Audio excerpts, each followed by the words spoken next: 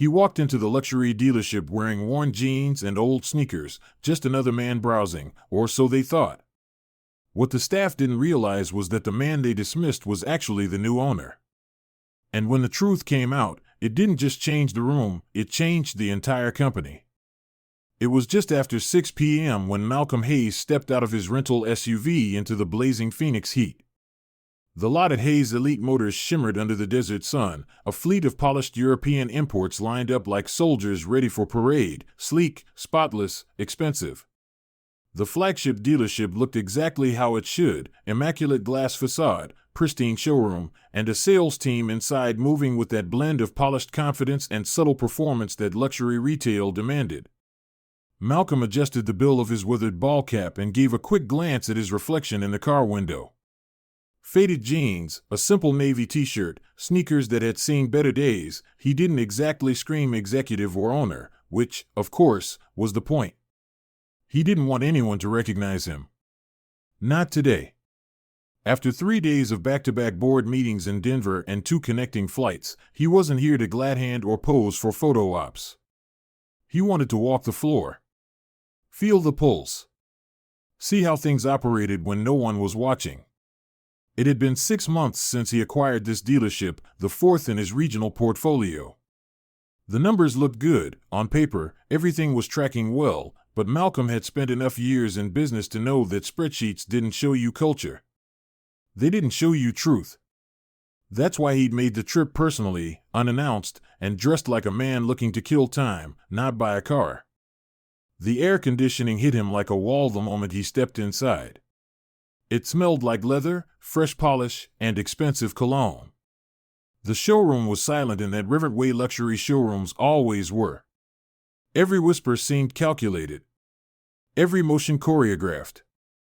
A cherry red 2025 Bentley Continental sat under lights so white and pure it almost glowed. A salesman with a slick-back undercut was laughing with a middle-aged couple near the reception desk. No one turned to greet Malcolm. Not right away. Which was fine. He walked slowly across the polished floor, his sneakers squeaking faintly. He glanced around, watching. Listening. One of the junior sales guys noticed him and looked halfway ready to say hello, but a woman stepped in before he could. "Excuse me, sir," came a voice from behind the reception desk. Sharp. Measured. Controlled. Malcolm turned and saw her, mid-40s, tall, neat bob haircut, black heels, and a blazer sharp enough to cut glass. The name tag pinned to her lapel read Angela Matson. Floor manager. Her smile was thin. Professional. The kind you wear when you've already decided someone doesn't belong. "I'm sorry," she continued, not really sounding sorry at all, "but this area is reserved for scheduled clients. If you're here for a delivery or maintenance drop-off, service is around the back." Malcolm blinked slowly, not speaking. Just letting the words settle. Angela's eyes moved to the scuffed toes of his sneakers, then to his faded jeans. She tilted her head, her voice tightening ever so slightly. "We don't allow browsing without an appointment. These vehicles require pre-qualification." He offered a small, unreadable smile. "I'm just looking around." Angela didn't budge. "We have a lot to manage today. If you're seriously interested in a vehicle, I'd be happy to get you some information on our used lot down the road." Malcolm nodded slowly. No emotion on his face. No change in tone. He could have snapped back. Could have said the words that would have brought this place to a standstill. But instead, he simply said, "That's all right. I'll wait." Angela's smile twitched. Something behind her eyes flickered, irritation, perhaps disbelief, but she said nothing. Malcolm moved to the customer lounge, sank slowly into one of the leather chairs like a man who had nothing better to do, and rested his elbows on the armrests. He pulled out his phone, made a short call, and tucked it back into his pocket without a word. Then he sat there. Silent. Observing. The young salesman who tried to greet him earlier now looked nervous. A woman behind the finance desk whispered something to her colleague, eyes flicking toward the lounge. Angela paced near the front, pretending to review something on her tablet, though her gaze never strayed far from Malcolm. Minutes passed. No one approached him. He didn't move. The tension in the air began to bend, slightly at first, like a wire drawn too tight. The couple near the Bentley started whispering. The receptionist glanced toward Angela more than once, unsure. Finally, Angela approached him again, this time with a smile that was just a little less polished. "Sir," she said, voice cooler now, "I'm going to need you to step outside if you don't have an appointment. We're not a public showroom. And frankly, you're making some of our clients uncomfortable." That one landed. Malcolm's face didn't change, but his eyes sharpened. Just a fraction. Enough that if you were watching closely, you'd see something shift. He leaned forward slightly, his voice low but firm. "I already made a call. Someone will be here shortly." Angela crossed her arms. "That's not how we operate. You don't just sit around uninvited and wait. We have a process." Malcolm raised a hand, stopping her gently. "You don't need to call security." But that only made her angrier. "Look," she snapped, "I don't care who you think you are. If this is some trick to try and swing a deal or impress somebody, it won't work here. We're a professional dealership, not a sideshow." The room stilled. Near the corner, a young black employee, barely more than a kid, stood half-hidden behind a sales desk, watching. His name tag read Tyrone. He looked from Malcolm to Angela, then back again. His brow furrowed, and his mouth opened, but he said nothing. Not yet. Malcolm's posture hadn't changed. Calm. Settled. But behind his stillness, something coiled. Quietly. He glanced at the family photo on Angela's desk. 2 kids in school uniforms. A husband in a golf shirt. All smiling. Perfect. Polished. He looked back at her. "You didn't ask for my name," he said quietly. "You didn't ask why I came. You didn't ask anything at all." Angela folded her arms, lips pressed into a line. "I didn't need to." Another beat. Then the front doors opened, and the air shifted in an instant. A man in a slate blue suit stepped inside, late 30s, composed, no tie, polished dress shoes. His presence turned heads. His eyes scanned the room, locked onto Malcolm, and he walked straight toward him. "Mr. Hayes," the man said, offering a handshake with a deferential nod. "Sorry I'm late. Traffic." Malcolm stood slowly. The room froze. Angela stared. "You know him?" The man looked at her like she'd asked if water was wet. "Angela, this is Malcolm Hayes. He owns the dealership." You could have heard a pin drop. Angela's mouth opened. Then closed. Her cheeks went pale. Malcolm didn't gloat. He didn't yell. He just looked around the showroom, meeting each employee's eyes in turn, his voice calm and clear. "I came here today to see how people are treated when no one's watching. Now I know." And then, for the first time since he entered, the room truly saw him.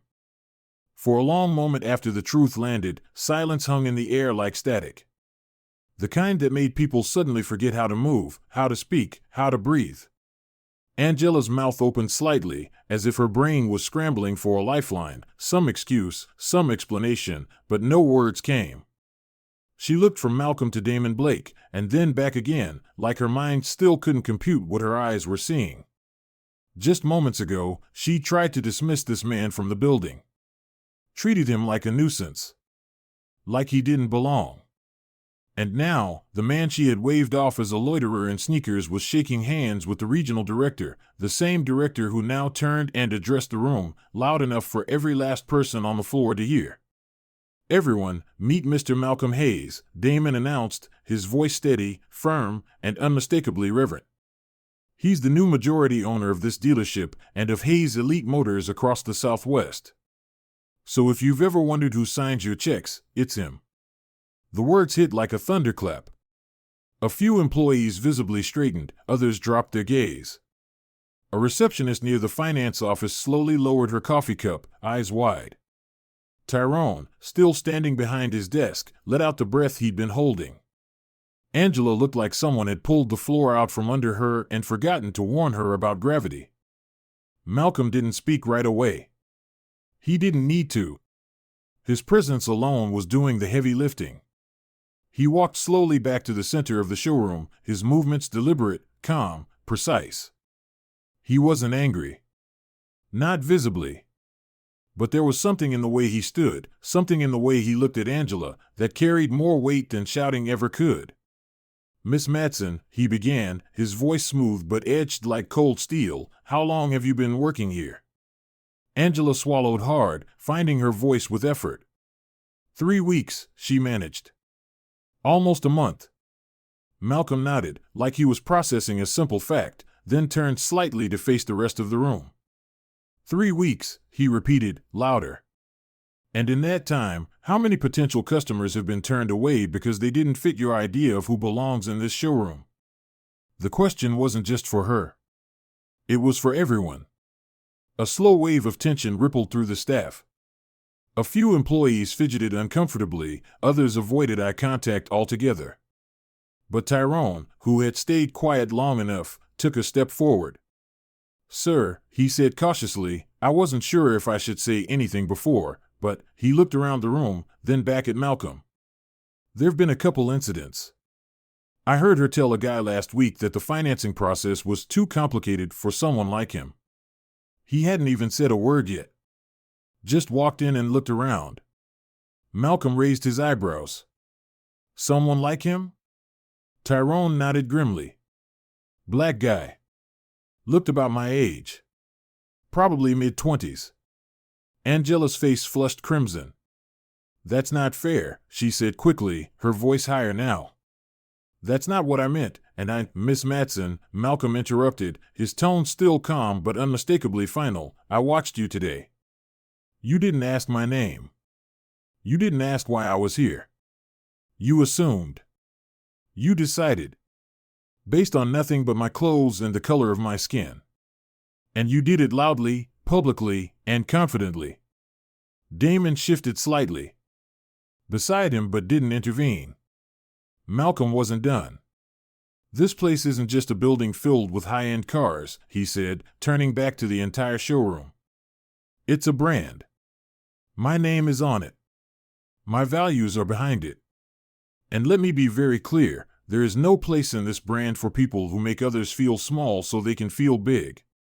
He paused just long enough for the words to settle. "Angela Matson, you are relieved of your position effective immediately. You can collect your things now." A sharp intake of breath echoed from the receptionist area.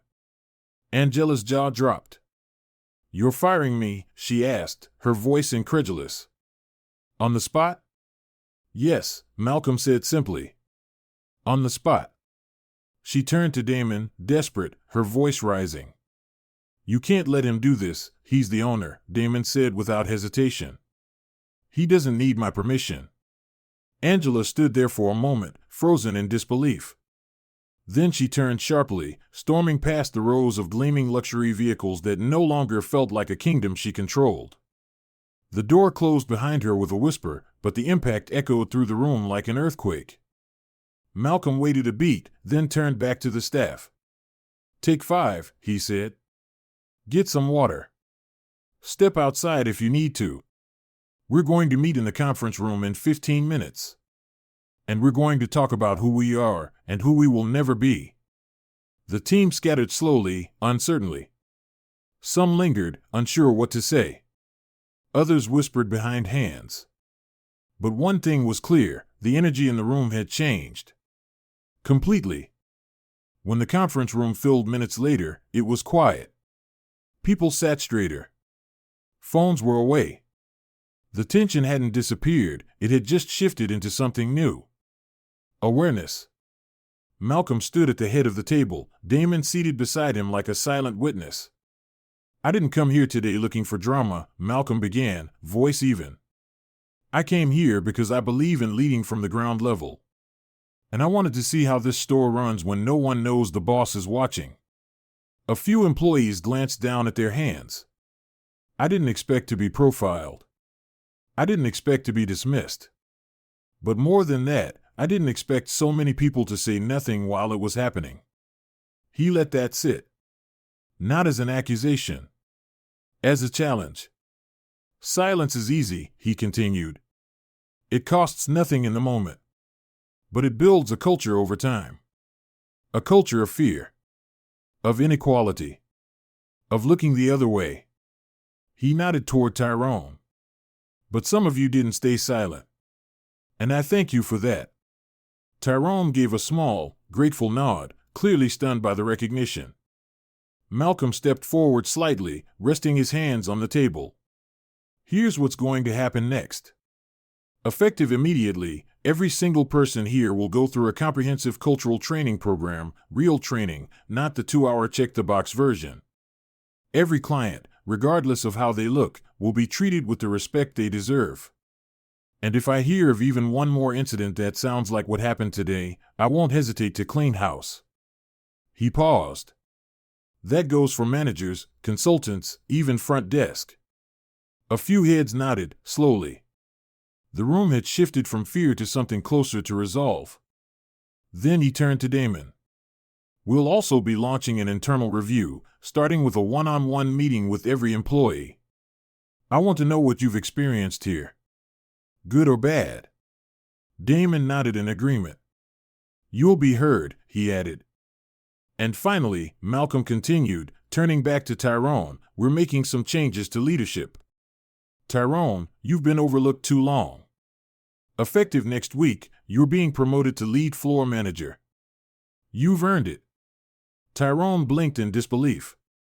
Sir, thank you. I don't know what to say. Malcolm smiled. Then don't say anything yet. Just keep doing what you're doing. Quiet leadership matters. The room exhaled as one. The tension didn't vanish, but it shifted. Progress had begun.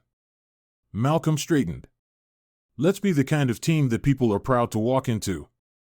Let's make sure no one ever feels here like I felt today. And just like that, the room stood and applauded. Not because they were told to, but because they knew something real had just happened. And it was only the beginning. The morning after the confrontation at Hayes Elite Motors, the sun rose over Phoenix with the same dry intensity it always had, but inside the dealership, nothing felt the same. The air was heavier. Still. Staff arrived early, quieter than usual, glancing over shoulders, unsure of what the day would bring. Word had spread like wildfire, not just about what had happened, but how it had happened, without shouting, without scandal, just quiet authority that dismantled a culture in under 30 minutes. But the real tremor hit when the video surfaced. A customer, middle-aged, khaki shorts, sandals, and a smartphone always in hand, had quietly recorded the exchange between Malcolm and Angela. It wasn't slick, it wasn't dramatic. But it was real.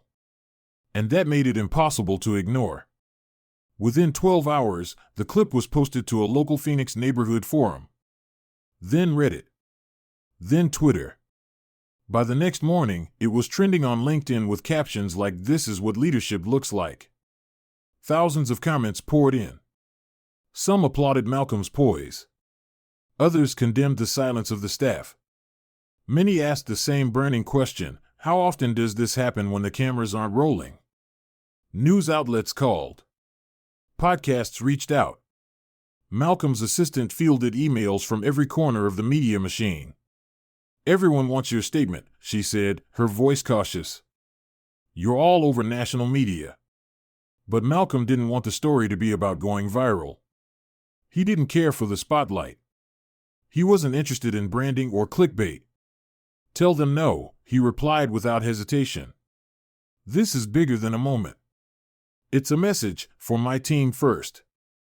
By midday, every employee across the Hayes Elite Motors network had received a memo. It was short, but potent. What happened yesterday wasn't about embarrassment. It was about exposure. We don't lead with shame. We lead with standards. Going forward, we do better, not for cameras, but for character. Attached to the memo was a mandatory all-hands invitation, a 3-day intensive cultural training course to be rolled out in waves across all dealerships.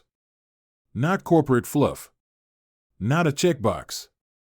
A real, hands-on, in-person experience led by facilitators Malcolm had personally vetted, former social workers, diversity educators, even former customers who'd felt the sting of being overlooked. It wasn't optional. And it wasn't going to be easy. Malcolm also began something quieter, something no press release would ever cover. He started meeting with employees one by one. Not just managers. Everyone. Sales reps, porters, janitors, finance officers, receptionists. Tell me the truth, he said in every meeting. Have you ever felt unseen here? Most hesitated. Some cried. Others confessed how often they bit their tongues just to keep their jobs. They told him about side glances, subtle jokes, opportunities passed over in favor of someone with the right look. One young woman who handled service invoices admitted that customers often assumed she was the cleaning staff and that no one had ever stepped in to correct them. That stops today, Malcolm told her. And he meant it. But the most transformative change happened in the heart of the showroom. Tyrone. The young, quiet salesman who had spoken up when others stayed silent. Malcolm called him into his office a week later. You've been overlooked long enough, he said plainly. I've seen your work ethic, your numbers, your character. I want you to lead this team. Tyrone blinked like he didn't quite believe it. You want me to run the floor? Yes, Malcolm said. I want people to walk into this building and see leadership that looks like them. I want them to feel it. Tyrone swallowed hard. I don't even have a suit, he said quietly. Malcolm smiled. You will by Monday. And you're going to look damn good in it. Word of the promotion spread quickly, and not everyone clapped right away. Some of the older salespeople exchanged sidelong glances. But most nodded, slowly, and later, privately, told Tyrone he'd earned it. Not because of what happened, but in spite of it. Meanwhile, Malcolm's calendar filled with meetings, not just inside his company, but with leaders from across the industry who had watched the viral video and now wanted advice on optics, on policy, on image control. He declined nearly all of them. Fixing culture doesn't start with PR, he told one CEO over Zoom. It starts with courage. And not everyone has the stomach for that. 3 weeks later, on a cloudless Thursday morning, Malcolm returned to the same Phoenix dealership, this time in a tailored gray suit, crisp white shirt, and cufflinks that gleamed just enough to make people take notice. His shoes were polished. His steps were steady.